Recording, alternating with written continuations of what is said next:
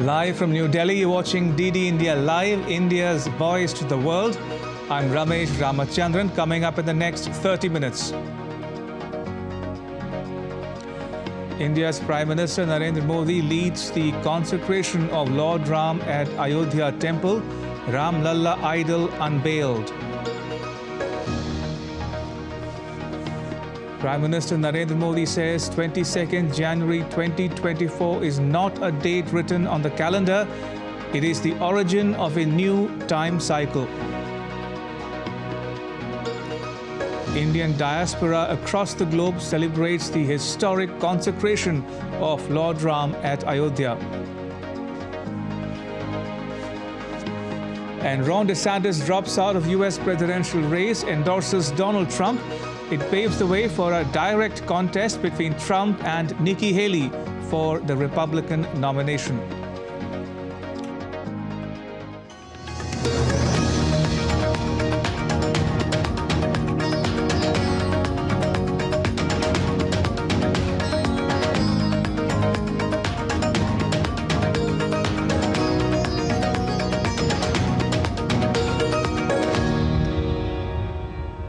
First up, all the news about the consecration of Lord Ram at Ayodhya.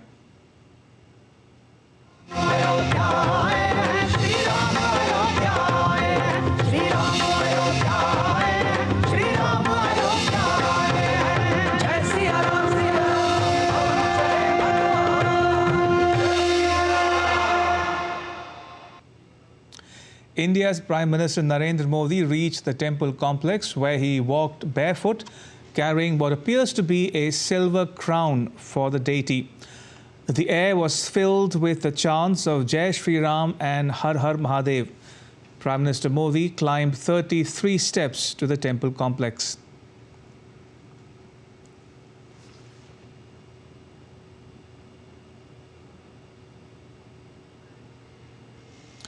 Amid Mangal Dhwani, Prime Minister Narendra Modi performed the consecration ceremony. The Prime Minister took Sankalp for the consecration. 121 priests led by Acharya Lakshmikant Dikshit performed the ceremony.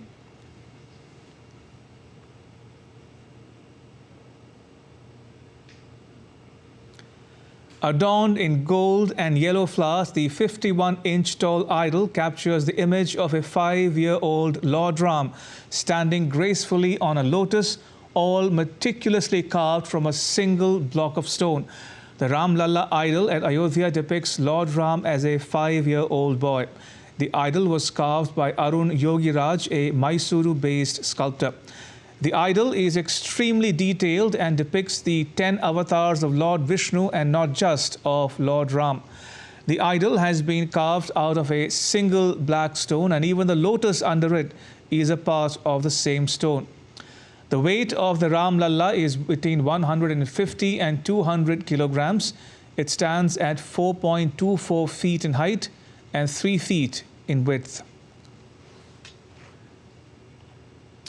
And during the completion of the consecration, Prime Minister Modi symbolically opened the eyes of the deity, a ritual that signifies the consecration and awakening of the divine presence.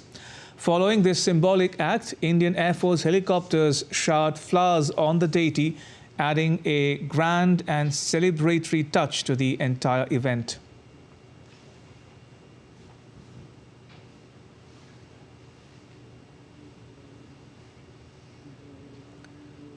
And Prime Minister Modi greeted the gathering on the premises of the temple.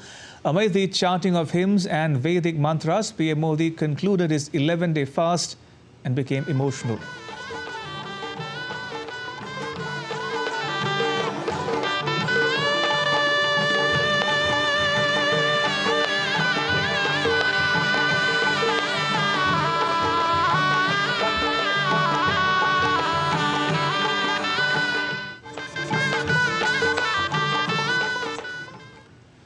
Now, Prime Minister Narendra Modi, who led the consecration ceremony, started his address by saying that after a long wait of centuries, Ram has finally arrived in Ayodhya. आज हमारे राम आ गए हैं। सदियों की प्रतीक्षा के बाद हमारे राम आ गए हैं। सदियों का अभूतपूर्व धैर्य, अनगिनत बलिदान, त्याग और तपस्या के बाद हमारे प्रभु राम आ गए हैं। इस शुभ घड़ी की आप सभी को, समस्त देशवासियों को बहुत बहुत बधाई।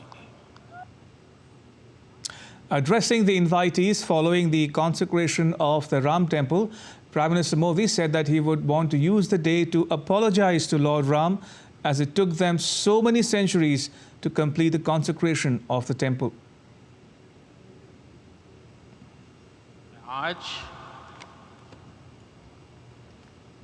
प्रभु श्री राम से क्षमा याचना भी करता हूं। हमारे पुरुषार्थ, हमारे त्याग, तपस्या में कुछ तो कमी रह गई होगी कि हम इतनी सदियों तक ये कार्य कर नहीं पाए।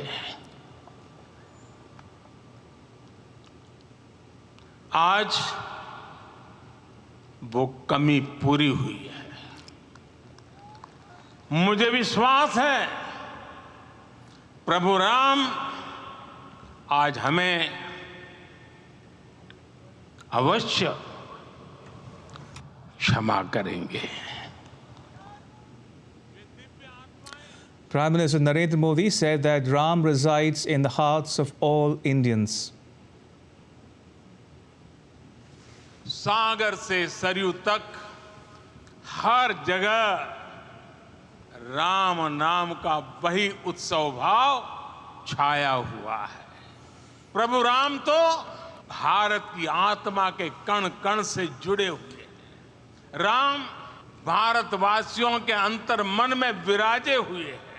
हम भारत में कहीं भी किसी की अंतरात्मा को छुएंगे तो इस एकत्व की अनुभूति होगी और यही भाव सब जगह मिलेगा। इससे उत्कृष्ट, इससे अधिक देश को समायोजित करने वाला सूत्र और क्या हो सकता है? Speaking at Lord Ram's consecration in Ayodhya, India's Information and Broadcasting Minister Anurag Thakur addressed the media, saying that whatever happens in India makes a lasting impact on the world. Ram भक्त केवल भारत में नहीं, दुनिया भर में है। दुनिया का कुल जनसंख्या का 6वां हिस्सा, 1/6 of the world population Bharat में है। तो भारत में कुछ घटता है तो उसका दुनिया में बहुत बड़ा प्रभाव होता है। न्यूजीलैंड के एमपी से लेके कोई अमेरिका से लेके यूरोप के एमपी तक देखें, सब भगवान राम के मंदिर को लेकर जिस तरह के बयान आ रहे हैं वो अपने आप में बहुत उत्साहवर्धक हैं। In his address, Uttar Pradesh Chief Minister Yogi Adityanath said that under the leadership of Prime Minister Modi, a long-awaited dream of the people has finally come true. संभवतः विश्व में पहला ऐसा अनूठा प्रकरण होगा जिसमें किसी राष्ट्र के बहुसंख्यक समाज ने अपने ही देश में अपने आराध्य की जन्मस्थली पर मंदिर निर्माण के लिए इतने वर्षों तक और इतने स्तरों पर लड़ाई लड़ी हो। आज आत्मा प्रफुल्लित है इस बात से कि मंदिर वही बना है जहां बनाने का संकल्प लिया था। In his address, India's Rashtriya Swayamsevak Sangh Chief Mohan Bhagwat says that today in Ayodhya, along with Ram Lalla, India's pride has also returned. Ram Lalla के साथ भारत का स्व लौट के आया है और संपूर्ण विश्व को त्रासदी से राहत देने वाला एक नया भारत खड़ा होके रहेगा, इसका प्रतीक आज का कार्यक्रम बन गया है। ऐसे समय में आपके उत्साह का, आपके आनंद का वर्णन कोई नहीं कर सकता। हम यहाँ पर अनुभव कर रहे हैं, पूर्ण देश में यही वातावरण है। प्रधानमंत्री जी ने कठोर व्रत रखा, वो तपस्वी है ही। आज रामलला वापस फिर से आए हैं 500 साल के बाद। उनकी तपस्या को, उनके त्याग को, उनके परिश्रम को शत बार, सहस्त्र बार, कोटि बार नमन है। Prime Minister Modi showered flower petals on the workers who were a part of the construction crew at Ram Temple in Ayodhya.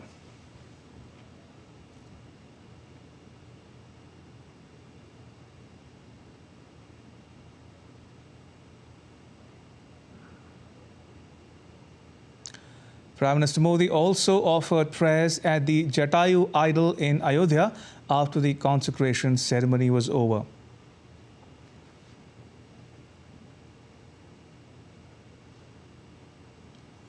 Indian singer Anuradha Paudwal cast a spell on attendees at the consecration ceremony of Lord Ram in Ayodhya. Singer-composer Shankar Mahadevan opened the ceremony. Singers were seen serenading everyone with hymns in honor of Lord Ram.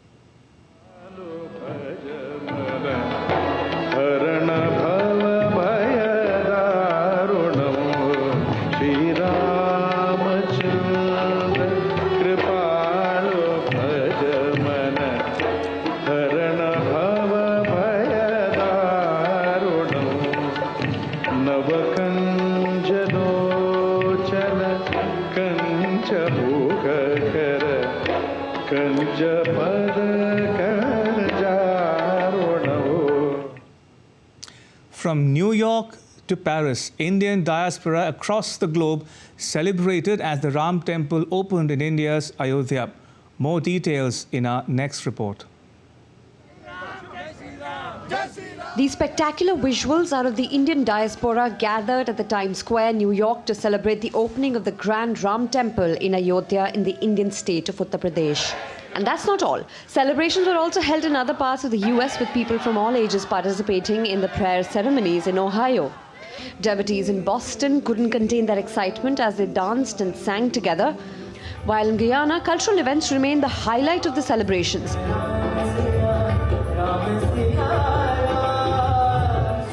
Jubilant scenes were also seen across Europe. In Paris, chants of Jai Shri Ram echoed at the Eiffel Tower. Prayers and celebrations are being held at over more than 200 places across the UK as well. In Netherlands, a Ram Leela performance enthralled the visitors there. Religious fervour also gripped India's neighbourhood, with the consecration ceremony being broadcast live at the Janaki Temple in Nepal. Prayers were also held in temples across Sri Lanka. In Mauritius, the government granted special 2-hour leave to Hindu public servants on the occasion of consecration ceremony. Bureau Report, DD India.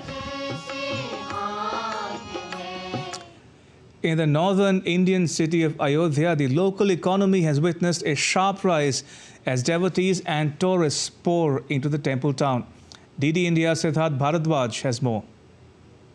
In the heart of Ayodhya, where spirituality meets commerce, the landscape is evolving. The city has witnessed a sharp rise in the overall economy, and the surge in tourism has not only graced the city with newfound cultural significance, but also has witnessed a sharp rise in business activities.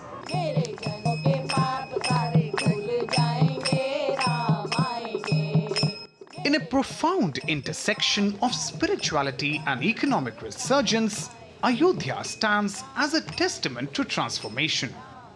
The soon-to-be-held consecration of the Ram Temple has not only elevated the city's cultural significance, but has triggered a sharp uptick in business activities. Ayodhya is experiencing a profound economic upswing. The pilgrimage to this holy site has transformed into a pilgrimage for prosperity. as businesses across the city witness a notable surge in activities.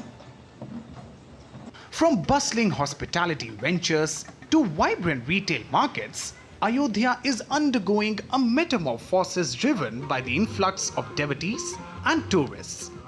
Actually, it is going to contribute a lot towards the growth of this place, both economically, socially and everything. As you can see with the opening of airport and the revamp of the railway station, the bus stands, everything, a lot of influx is going to come into the place. And naturally, when tourists come in, it will boost towards the economy. A lot of business is going to come. Ayodhya becoming the hub of pilgrimage now. Everyone wants to visit. It is not just from India, but across the world we will have religious tourism increase exponentially. And this huge increase will definitely have to be backed up by better economic resources in the city.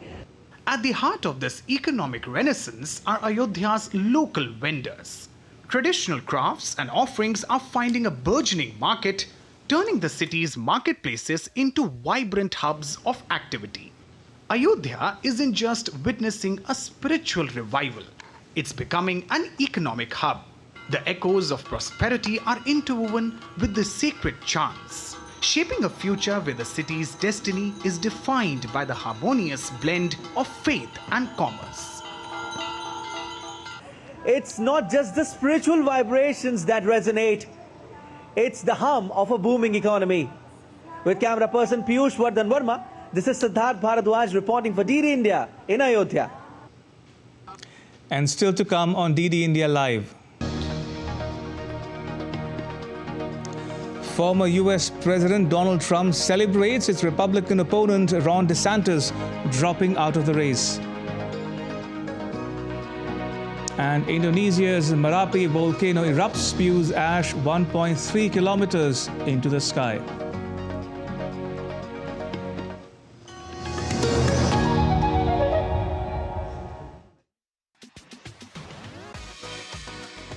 India that invents. India that innovates. India that excites. India that invites. Land of possibility. Teeming with opportunities. Watch India Ideas each Thursday, 8 p.m. only on DD India.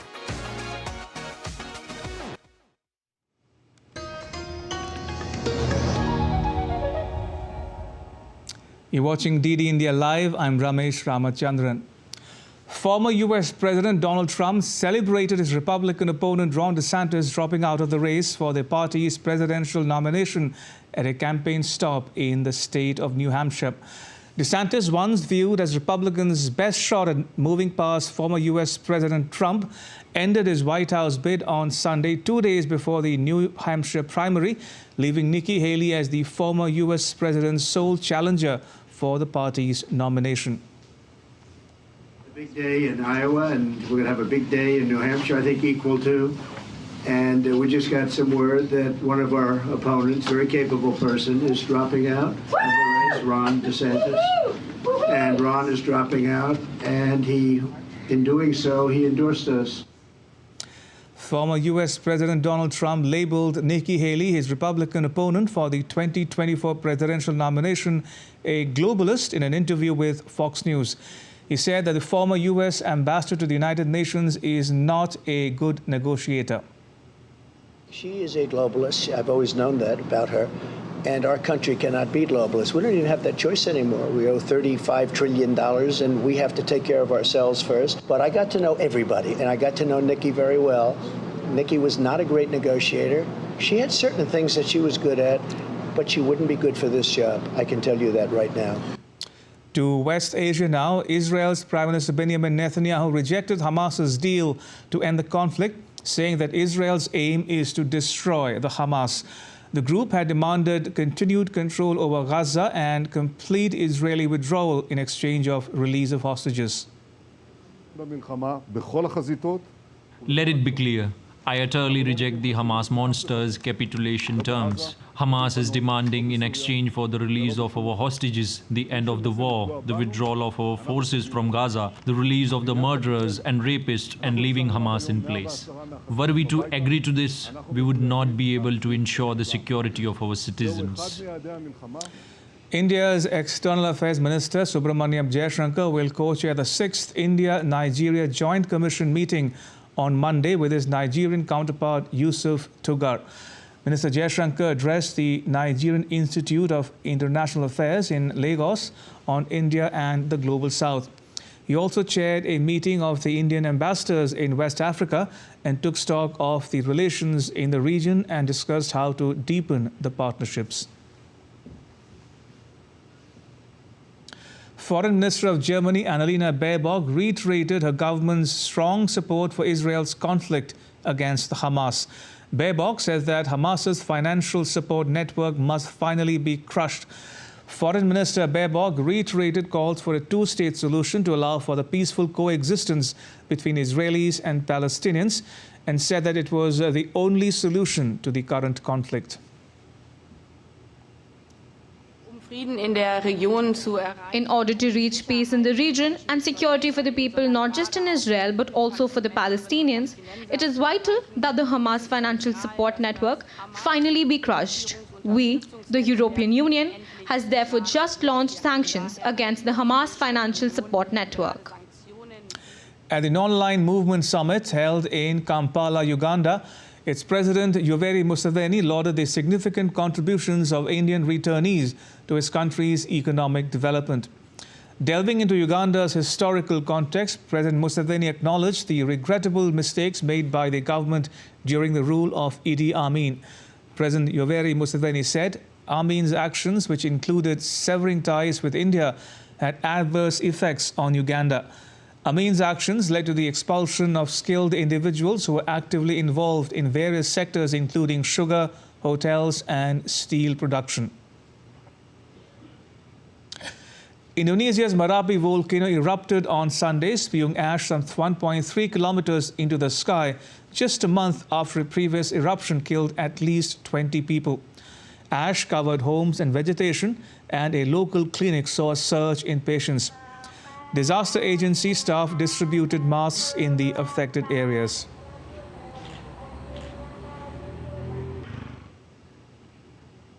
Storm Isha battered boats with strong winds and waves in the Irish coastal town of Dunleary on Sunday. The storm went on to cause widespread disruption in neighbouring Britain, with flights cancelled and thousands of homes left without power on Monday.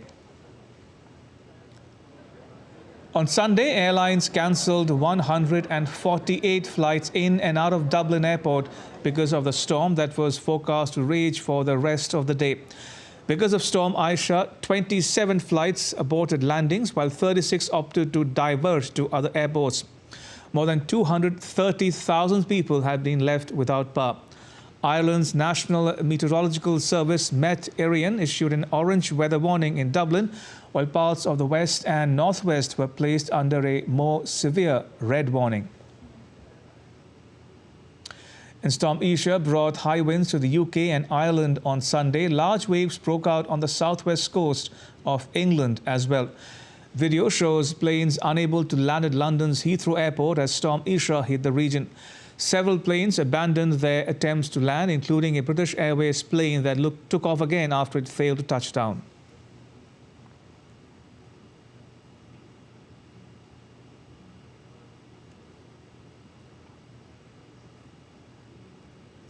In sports news, Indian star batter Virat Kohli has withdrawn from the first two tests against England, citing personal reasons on Monday. Confirming Kohli's exit from the Indian squad in the lead-up to the test series, BCCI extended its support to the former India skipper. Reaching out to skipper Rohit and members of the Indian team, Kohli said that representing the country has always been his top priority. The Kohli-less Team India will meet England for the series opener on Thursday at Hyderabad. The Apex Cricket Board has requested the media and fans to respect the privacy of the ace cricketer. The Khelo India scheme is playing a pivotal role in making India a sporting powerhouse, and with inclusion of more sports from across the country, it's given wings to dream of many budding sportspersons. More in the next report by DD India's correspondent Deepika Mehto. 6th edition of Khelo India Youth Games has created many firsts, including addition of squash and several demo sports. As the popularity of Khelo India Games gains ground, the biggest beneficiaries are the players. This is my first Khelo India. This is my first participating. It was good, the food, everything. They had give us the clothes like upper, lower, everything, back socks, everything. It is benefit for us.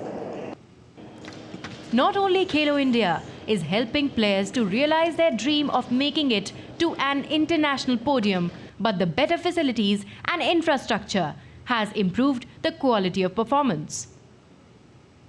And this Khelo India is made a lot of difference because the younger generation start flying from 12 to 14 years itself. We can identify those children in respective sports, and we can train them. Now the government of India and sports ministry brought new policies like Olympic academics or some like that and all. They bought it.